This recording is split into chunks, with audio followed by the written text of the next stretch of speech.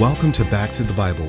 Today's study with Bryan Clark will move you forward in faith as you learn about God's life-giving promises to Abraham and to you. Later, Bryan will join Back to the Bible CEO Arnie Cole and author Kara Whitney in studio to talk about today's message and offer some helpful insights for your life. Now here's Bryan Clark with today's study. The word believe is a Hebrew word that means to place your weight on.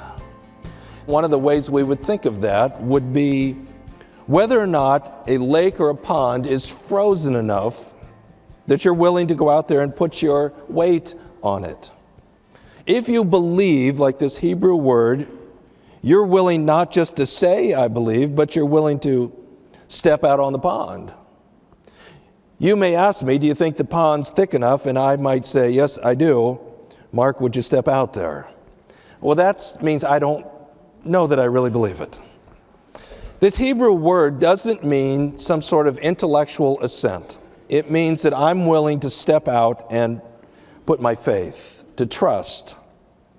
Abram was willing to entrust all that he was and all that he had into God's hands. And he said, God, okay, I believe your promise. I believe you tell the truth. I trust you. And God said, Abram, on the basis of that, I declare you righteous before me. There's a number of New Testament passages that give considerable commentary on Genesis 15:6. But before I mention those, is there something in this text, in the Genesis 15 text, that helps us understand what exactly is it that Abram is believing? What is the basis of this promise? Well, I think there is, so let's read on.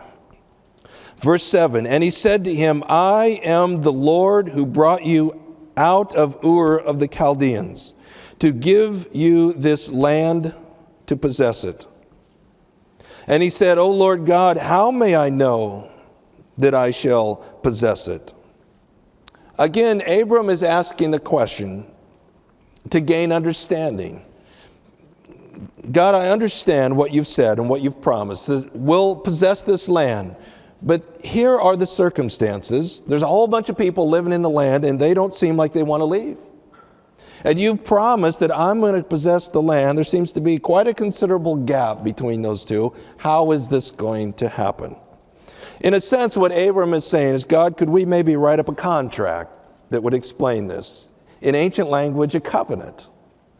And God responds to that. Verse 9. So he said to him, bring me a 3-year-old heifer and a 3-year-old female goat and a 3-year-old ram and a turtle dove and a young pigeon. Then he brought all these to him and cut them in two and laid each half opposite the other. But he did not cut the birds. And the birds of prey came down upon the carcasses, and Abram drove them away. Now when the sun was going down, a deep sleep fell upon Abram, and behold, terror and great darkness fell upon him.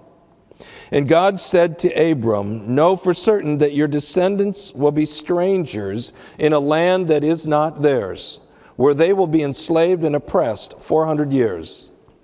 But I will also judge the nation whom they will serve, and afterward they will come out with many possessions. And as for you, you shall go to your fathers in peace. You shall be buried at a good old age. Then in the 4th generation they shall return here, for the iniquity of the Amorite is not yet complete. God causes Abram to fall into this sleep, and then he communicates to him. And what he communicates is how the events of the future are going to unfold and how his promise will be fulfilled. Starting in verse 13, he reminds them that they will be a people that will be strangers in a foreign land, and they will be there oppressed for 400 years. That's the time in Egypt, where they would be under the pharaohs. And then God will judge Pharaoh and the Egyptians, and they will leave with their possessions, and they will head to the land of promise. Abram is promised, you will die at a good old age. And also there's a comment about the Amorites, which is a way of saying when their evil has reached its full potential, then God will use the nation of Israel to come into the land and to judge them, and you will possess the land. So he lays out these events. Now imagine how the first readers would have heard these words. Written by Moses, they would have been experiencing the fulfillment of this promise. They would have said, yes, we know that our descendants were in bondage in Egypt for 400 years, and the Pharaoh and his people received these plagues, the judgment of God, and we're en route to possessing the land of promise. And they would have been able to put these pieces together and say, we're right in the middle of God fulfilling this promise to Abram. It would have been a very exciting thing for them. But in the process of all that, there's some very interesting discussion about God establishing this covenant. As a matter of fact, the actual Hebrew language is that God cut a covenant with Abram. Sometimes we talk today about cutting a deal. That's where the language comes from. It comes from this ancient ritual of cutting a covenant. God said to Abram, I want you to take a heifer, I want you to take a goat, I want you to take a lamb, I want a ram, I want you to take a pigeon and a turtle dove.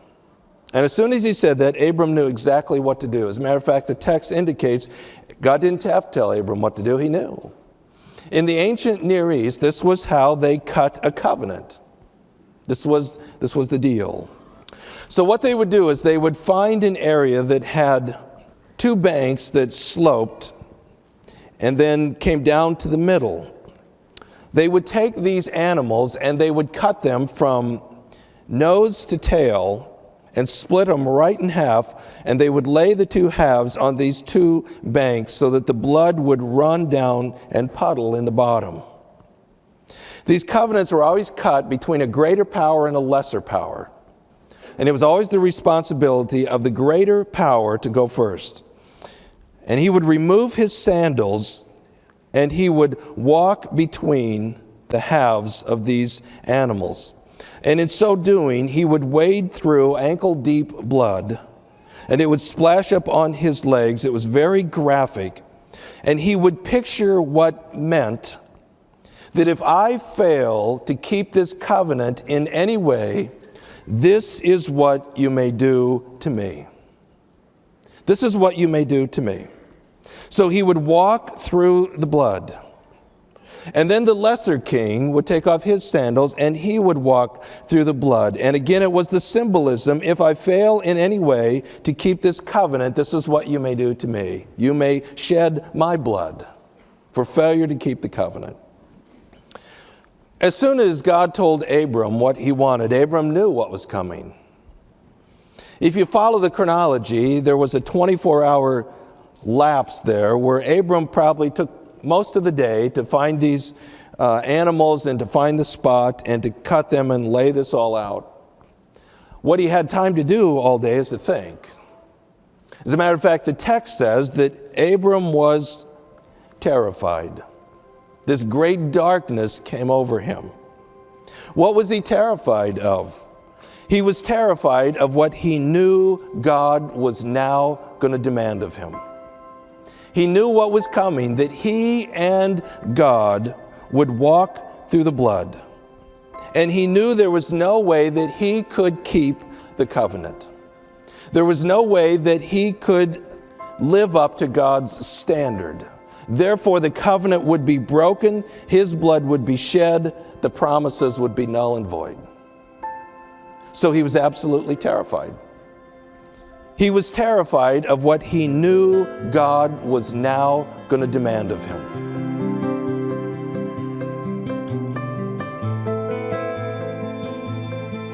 We're so glad you've tuned in today.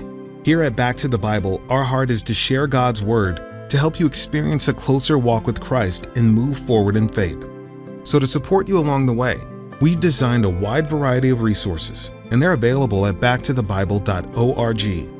From devotions to in-depth Bible studies, Bible reading plans, even research and stories, you'll discover what you need to strengthen you along your spiritual journey. And of course, our Back to the Bible messages with Bryan Clark are also there to listen to anytime you want. Just visit backtothebible.org. That's backtothebible.org. Let's get back to our study in Genesis chapter 15. Here again is Bryan Clark. We pick it up then in verse 17. And it came about when the sun had set that it was very dark, and behold, there appeared a smoking oven and a flaming torch, which passed between these pieces.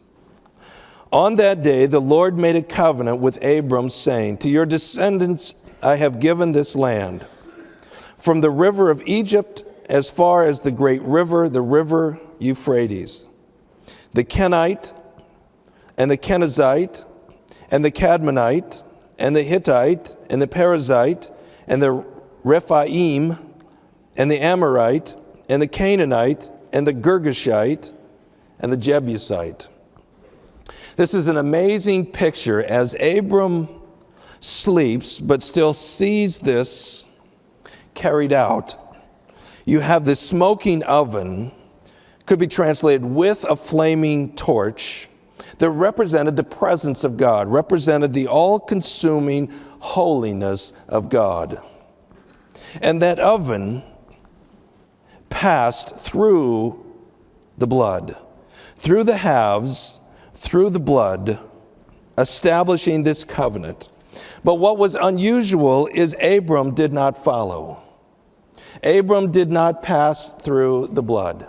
This would not be a bilateral covenant. This would not have two parties that passed through the blood. This would be a unilateral covenant.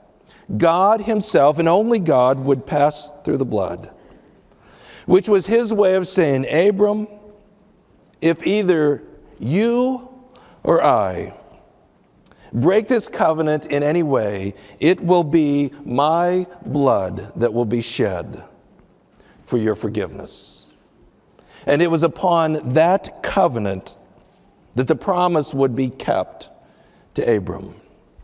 For thousands of years, day after day, week after week, month after month, year after year, the Hebrew people at 3 o'clock in the afternoon in the temple area would take a lamb, and at exactly 3 o'clock they would slit his throat, and the blood would run down the stones that made up this sacrificial altar, because they believed that that blood reminded God of his promise.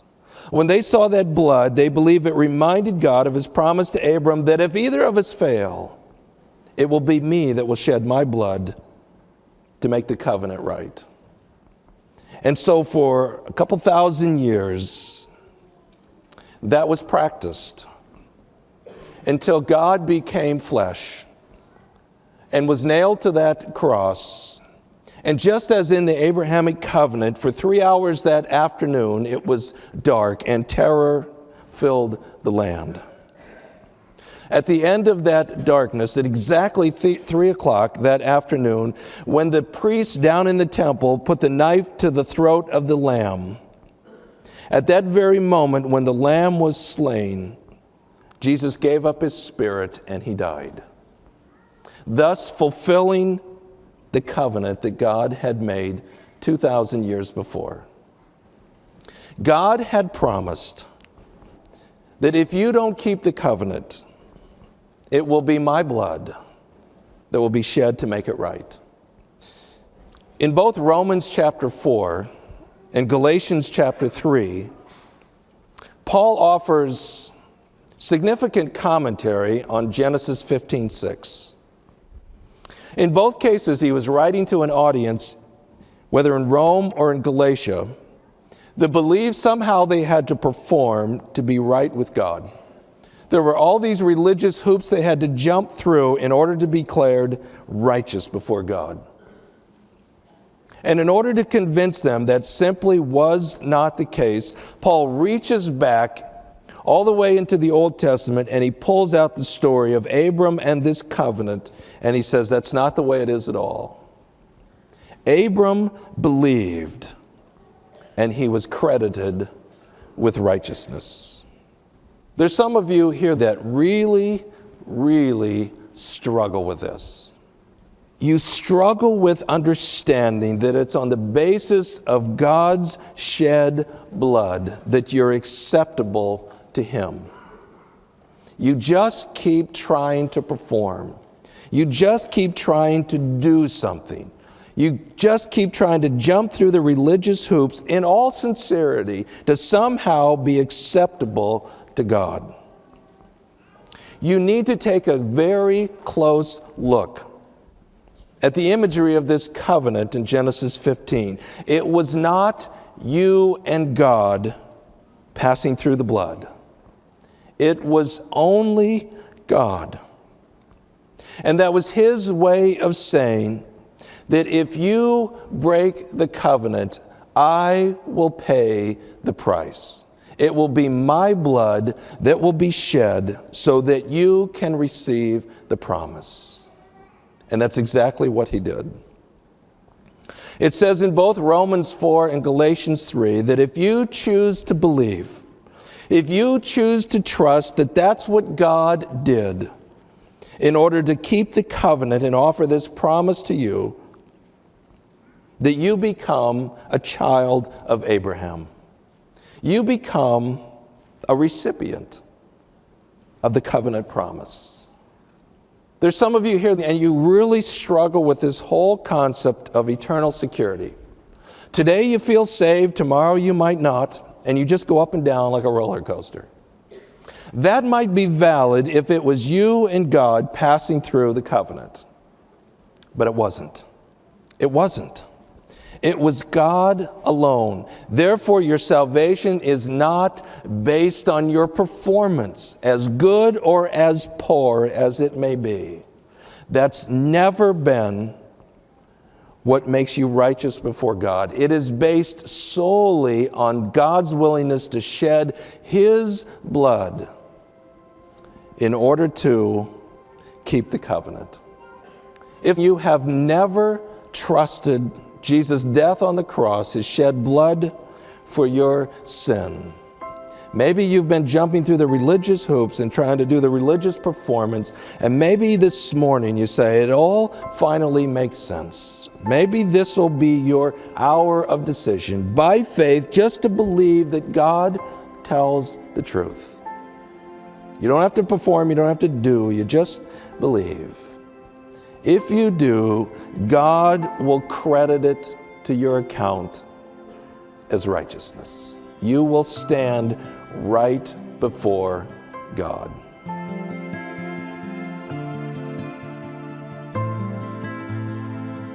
Now Bryan Clark joins us in the studio with Back to the Bible CEO Arnie Cole and author Kara Whitney. So Bryan, this idea of cutting a covenant by killing various animals and walking through the blood seems kind of strange to me. What does that picture for us? Well, it is kind of strange to us, but wasn't strange to them. I think the first readers would have clearly understood that kings walk through the blood splashes up on them, and the symbolism is, this is what you may do to me if I fail to keep our agreement, the covenant. So what's unique in this is God alone goes through the blood, so to speak. And so God is saying, Abraham, if you or I fail to keep the covenant, it'll be my blood that will be shed to make it right. So think about this. Go back to Genesis 3, and the promise in 3:15 was the seed of a woman, that's a human. We know there's some shedding of the blood in Genesis 3 in order to get the skins to cover their shame. So by Genesis 15, we know that the seed of the woman, human, somehow will be God in the flesh because it's His blood that will be shed for sin. So by Genesis 15, that much of our theology is already starting to develop. It's a beautiful picture of what's to come in the Savior. Were the believers in the Old Testament saved in a different way then compared to how we're saved today? Yeah, that's a great question, and the simple answer would be no. They were saved by faith. That's where the Genesis 15:6 verse is so important. Abraham believed, and it was reckoned to him as righteousness, but they were looking forward to the fulfillment of the promise. So I don't think Abraham understood all the details of what was to come, but he understood God made a promise and the basics of that promise. You have that in Romans 4, Galatians 3, that Abraham was saved by faith, not by works of the law. So sometimes I refer to it as like credit. They're saved on credit. But what Hebrews 9 tells us is that if Jesus hadn't died on the cross, none of them would have been saved. It was all on the basis of what was to come, and Jesus' death on the cross is what was the fulfillment of the promise, and Hebrews actually says it's really at that point their salvation is complete. So ultimately, what is faith?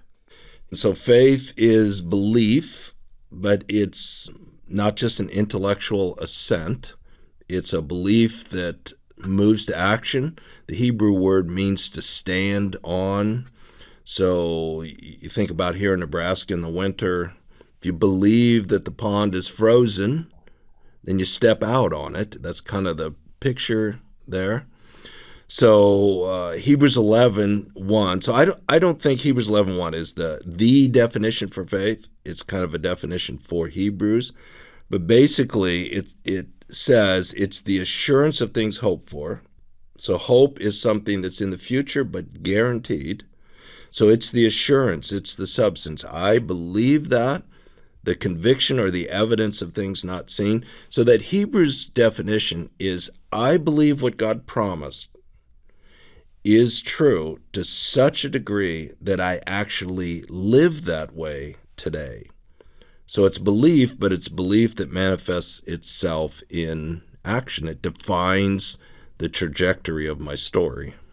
So where does works fit into our faith then? Well, going back to James, that a saving faith is a faith that works. So it's the fruit, it's the result, it's the outflow, some sort of action I take because I do believe. So another way of saying that is we could spy on you for a week, maybe 2 weeks, and watching how you live, we could figure out what you actually believe. Not what you say you believe, what you actually believe. And one of the things I contend is we have a lot of people in our churches who don't believe what they say they believe. If they did, they would live differently. Thanks for taking time to be with us today. If you'd like to listen to this message again, please visit us at backtothebible.org. That's backtothebible.org. Be sure to join us again tomorrow for more of Bryan Clark's teaching, right here on Back to the Bible.